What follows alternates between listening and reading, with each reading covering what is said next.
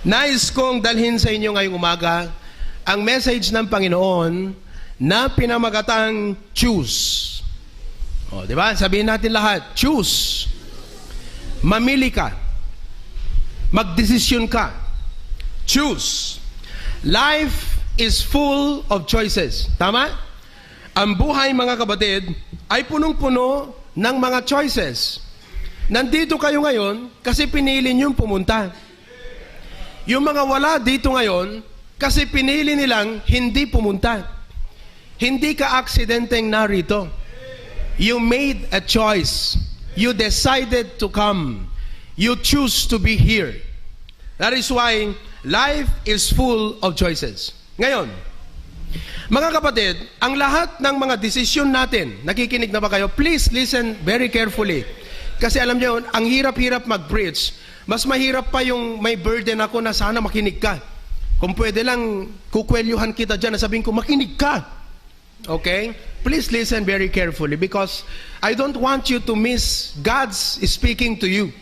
Diba? Gusto ko na lahat tayo pag kinausap ng Panginoon ay talagang dama natin ito, mga kapatid. Amen? Okay, now, lahat ng ating mga decision, whatever choice you make, moment by moment, day after day, ay nakaka-apekto ito sa iba. Whether you like it or yes. Okay?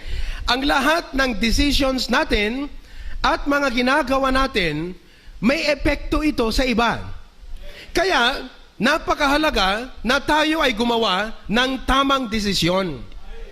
You and I should commit ourselves to choose the right thing, to make a positive choice, the right decision. Kasi alam nyo, mga kapatid, may mga apat na tao na dapat nating i-inspire sa buhay natin. Let me share this with you. There are 4 segments of people that you and I should inspire with your life. 4. Una sa lahat, you need to inspire your family. Kaya, yung desisyon mo, it's either will inspire your family or will discourage your family. Kaya wag mong sabihin, takay kayat kulat ta likes kulat ta, trip ko pigilin. Hindi naman pwede yun, mga kapatid. Kasi kahit walang makahadlang sa'yo, kasi may karapatan kang gawin ang gusto mong gawin, pero nais kong maintindihan mo, ang iyong desisyon, may epekto ito sa pamilya mo. It will always affect your family. Whatever decisions we make as father will affect our children. Whatever decisions you make as mother will affect your relationship with your husband. And whatever decision you make as children will affect your family. That is why you must notice that you should inspire your family with your decisions. Pangalawang segment, mga kapatid, na dapat mong i-inspire, yung mga fellow believers. May mga Kristiyano na walang pakialam sa church. Ngayon, mga kapatid, napakaraming mga advertisement. Halimbawa, Loves ko to. O, ano yon? Loves ko to. Ano yon? Ha? Jollibee. Di ba? Oh, just do it. Nike. Okay. Ano pa? Think different. Di nyo alam? Apple. O, di ba? Think different. You see, all of these advertisements at mga promotion, ang pinopromote niyan, yung sariling gusto mo. Naintindihan nyo? But I am here to inform all of us that whatever decisions you make and choices you make will affect other believers. It can affect the testimony of the church. Pwede makahadlang ito, mga kapatid, sa soul winning natin. Pwede makahadlang ito sa ating pag-unsad ng ating mga outreach. You know, all of us made some poor decisions in our lives. Lahat tayo ay may mga failures sa buhay, mga kapatid. Pero sana po sa message na ito, matauhan ka. Amen? Matauhan ka at ma-realize mo that whatever choices you make, wag mo sabihin, oh, pinili ko to, decision ko to, akong mag-suffer dito. Maganda sana kung ganon. Pero hindi naman po ganun ang buhay. Laging may epekto ito sa church na kinabibilangan mo, sa pastor mo, at sa pangalan ng Panginoon. That is why, you know, you think about this. Are you selfish na yung sarili mo lang ay iniisip mo? Yung desire mo lang? yung kagustuhan mo lang, I think we are too selfish. We are not thinking of inspiring our family, inspiring other believers. Mga kapatid, wag po tayong maging selfish. Si Satanas ang hari ng kasakiman. Don't be like him. We are already God's people. Be like the Lord Jesus Christ. Amen. Ano pa? Pangatlong segment ng tao na dapat nating i-inspire ay yung next generation. Oo, yung next generation. Halimbawa mga kapatid, tingnan nyo itong mga batang ito, sila ay mga next generation. Tama? Bakit next generation? Okay? Isudat sumarunun nga agasawa. Amen? Oo, malapit na akong makakuha ng lisensya ko to solemnize marriage. Okay? At excited ako kung sino ang una, mga kapatid, na i-solemnize ko ng marriage dito. Amen?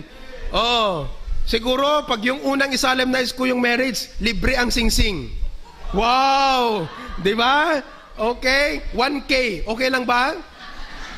1K. Yun lang kaya natin. You see? But what am I saying?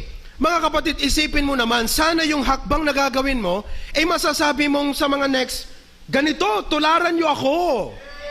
Di ba? I mean, what testimony can you share to the next generation?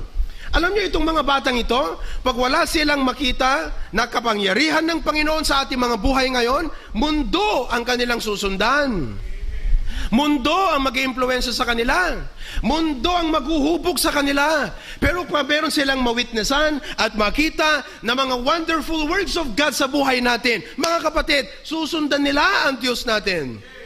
They will follow our God. They will put their hope in our God. They will trust in our God. That's why, you know, mga kapatid, there are times gusto mo talagang gawin. Yun ang gusto mo. It seems right to you. The Bible says, there is a way that seemeth right unto a man. Gusto mo talagang gawin to, pero isipin mo, ano naman ang pwedeng message na iwan mo sa next generation? Kaya ang buhay mo, kapatid, hindi komplikado ito. It's only us who make our life complicated at times. You see? So you better think about it. Yung pagpupunta mo ng church, pagbabasa mo ng Bible, yung pagiging matapat mo sa Panginoon. Mga kapatid, these are testimonies that you could share to the next generation.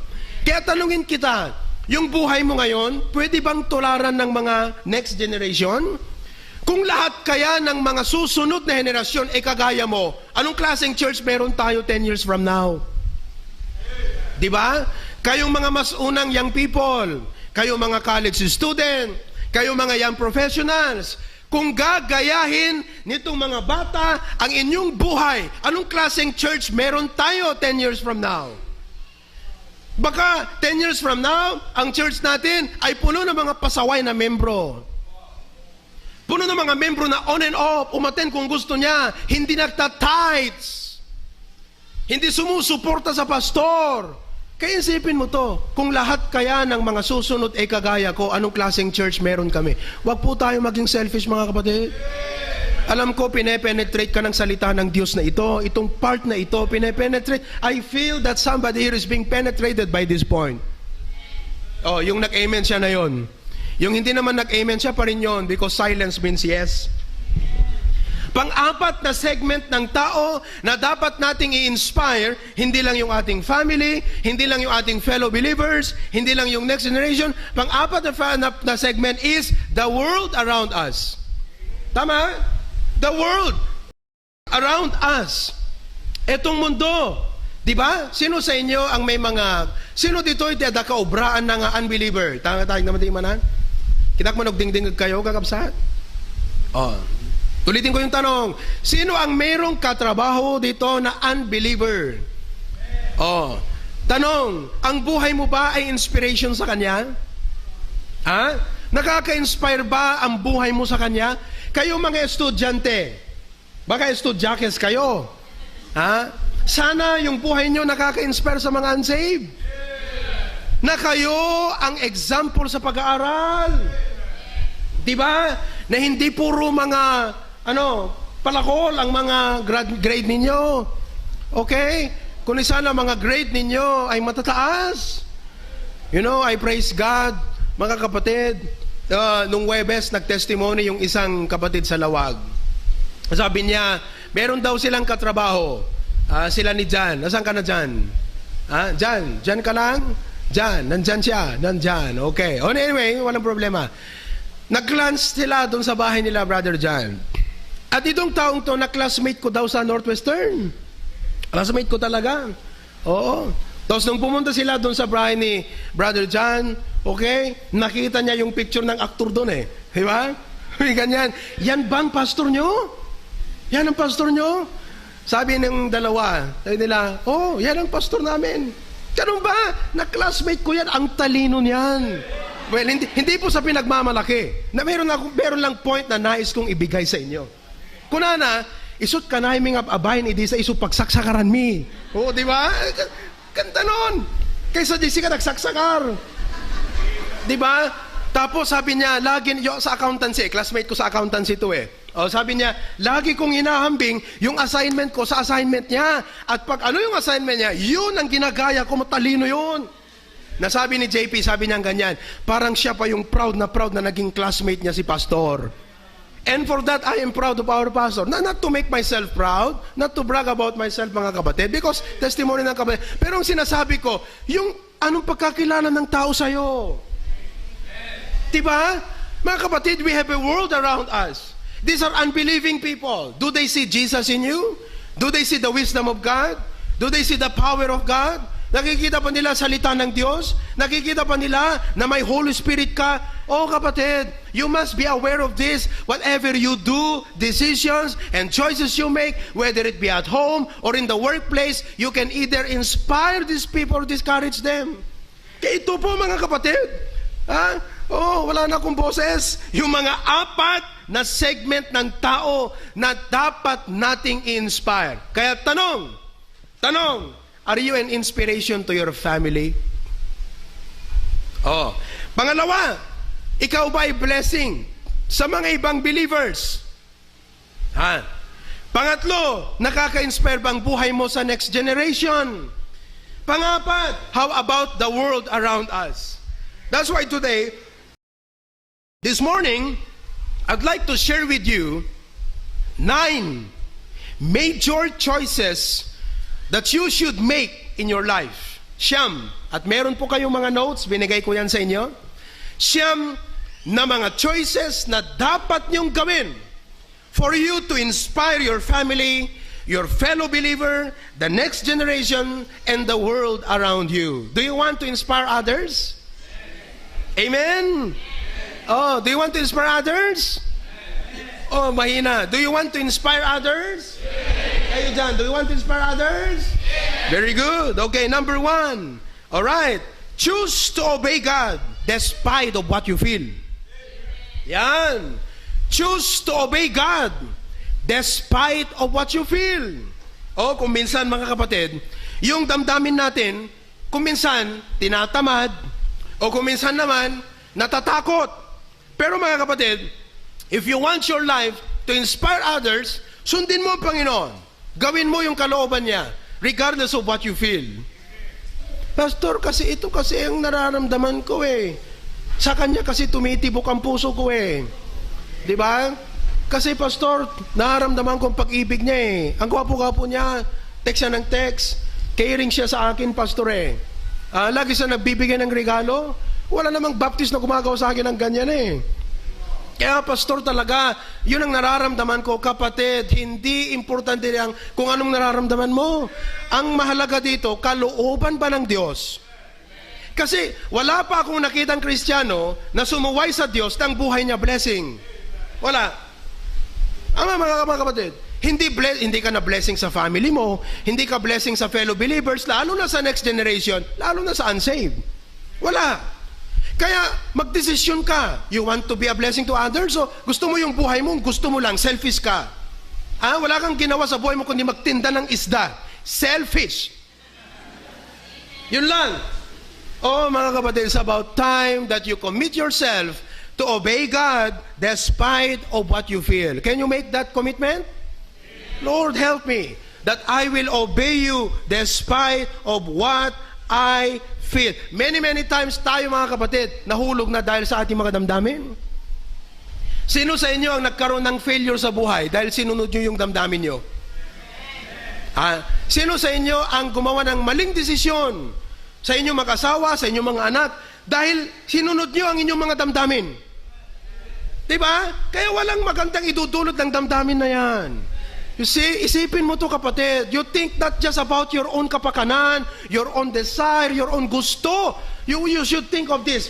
You know, there are 4 segments of people that you ought to inspire. And because of that, you know, make the right decision.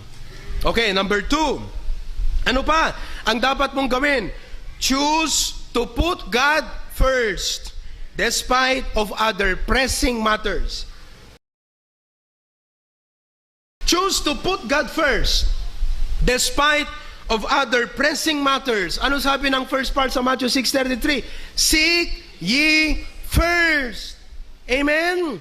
Hindi niya sinabi na last o second, hindi least, kundi first. Unahin ang Diyos. Alam mo, sa buhay natin, mga kapatid, sino dito ang busy everyday? Nasaan ang kamay? Busy. Sino dito iti awan una ubra na? Nasaan ang kamay? Okay, ulitin ko yung tanong ha. Sino ang busy araw-araw? May ginagawa araw-araw? O yan. Sino dito ang tambay lang? Tambay. Bawal sa Kristiyano ang tambay-tambay lang. Dapat ang Kristiyano magtrabaho. Dapat ang Kristiyano masipag. Dapat ang Kristiyano may ginagawa na something worthwhile. Amen ba? Something profitable. Pero ito, marami tayong mga importanteng gawain sa buhay, di ba? Sino sa inyo rito ang guilty kung minsan nakakaligtaan mo ng mag-devotion dahil ang dami mong gawain? Kaya yung mga nag-aaral, nakakaligtaan nyo ng mag-devotion. Tama ba yon? Hindi. Kasi alam mo kung bakit? Hindi blessing yan sa family. It will affect, mga kapatid. That's why you put God first. In the morning, sa linggo, put God first. Sa lahat ng plano mo, Diyos. Sa lahat ng mga balak mo, intention mo, Panginoon lagi. In all of your schedules, put God first. Basta kung para sa Panginoon. Mga kapatid, yes na kagad yan. Amen ba? Kaya tayo mga kapatid, ilan-ilan lang tayo nakikita rito pag linggo, pagka isang linggo ng umaga. Ba't hindi kayo bumalik ng hapon? Mahirap bang bumalik sa hapon? Mahirap ba? Ito mag-usap tayo mga kapatid. Mag-usap tayo. Ang sarita tayo nga nalapat, kakapsat. Ipuuntay nga irugi. Okay? Alright. Sana ang inyong mga puso hindi pusong bato. Okay? Alright. Bakit hindi kayo makabalik sa hapon? Yan ang tanong. Samantalang walang mawawala sa'yo pag bumalik ka. Pamasahe lang siguro. O siguro tulog. Pwede ka namang matulog kagad. Kaya pag galing mo sa church, pag galing mo sa bahay, kain, tulog na kagad. 2 oras. Tapos balik ka na naman dito. Bakit hindi kayo makabalik ng Sunday afternoon? Alam nyo, iniisip nyo ito mga kapatid. Akala nyo siguro, pagod ako. Why are you not thinking of your children? Hamo kayat nga irwam isuda nga pati malem umayda? Hamo kayat nga irwam nga digiti anak mo, masurusuro dati ag sakripisyo? Alano di mo kayat di ka makonbinsir, danto lata tiyempo na ibagaklata di gito. Nakapsat. Amo ka konbinsir na kanto ti Apo. Di ba? Kayat mo nga kastat kayat mo nga irwam kadigiti anak mo. Nga tilang church ket Domingo ti bigat. Damagan to ta anak mo. Mama, ana jay baga ni pastor nga Sunday afternoon. Awan di ti anak ko para kadigiti workers di jay. It's either you will lie or you will blatantly oppose Sunday afternoon. Tama? Magsisinungaling ka anak ko, para kadigiti workers la di jay. O kaya sabihin mo, saan Sunday afternoon? So, sa bali ka datay. You will either lie or blatantly oppose it. Di ba? Tatanungin ng anak mo, Mama, ano yung prayer meeting? Pwede pa tayong mag-attend noon? Anak ko, para kadigiti choir members la di jay. Mama, anak di soul winning? Sabado kan day dya. Ano day soul winning, mama? Anak ko, kayong pastor la di jay, soul winning. See? Ano tiniruwa mo? What are you doing for your family? Kaya mga kapatid, amoy dati umay mo timalem, there are many good reasons why you should come. No, at da siguro rason no aping adi ka umay, we call it an excuse. Yeah, it's called an excuse. Jak makaumay, tangamin. Di ba? Isungarod nga, the excuse letter. Bagpay dito eskwela ta, the excuse letter ay. Sana dito sa church may excuse letter din. Kahit text lang, Pastor, I'm sorry I cannot make it this afternoon because I have a hair ache. Agsakit ti buok ko, Pastor. Di ba? Oh, you see? But you choose to put God first despite of other pressing matters. Amen ba? Kaya kayo mga kapatid, Pastor kami numalam, kat umayt makikimong, makaturturog at tumutlang awan serbi na, okay, ito sabihin ko sa'yo. Ito sabihin ko sa'yo. Sabihin natin, halimbawa talaga ng pagod-pagod mo sa buhay, at bumalik ka ng Sunday afternoon, inaantok ka sa preaching, o tinatamaan ka, yung mga tulog dyan, tinaantok ka talaga. Ito lang masasabi ko sa'yo, at least, naging inspiration ka na sa anak mo. Para mo sinasabi sa anak mo, anak, importante ang Sunday afternoon. Kung kayong mga anak, dinadala kayo ng mga nanay nyo sa mga konte-contest kung saan-saan kayo nakakarating. Sabihin nyo sa kanila, ma, dalhin mo naman ako sa church. Pumunta tayo ng Sunday afternoon. Pumunta tayo ng Wednesday. Put God first. Oh, okay ba yan? Okay yan. Yung mga negative lang hindi okay sa kanila. Okay? Number 3. Ano pa ang dapat mong choice sa buhay? Major decision that you need to make. Ito, choose to rejoice in spite of adversities. You choose to rejoice. Yan. In spite of adversities.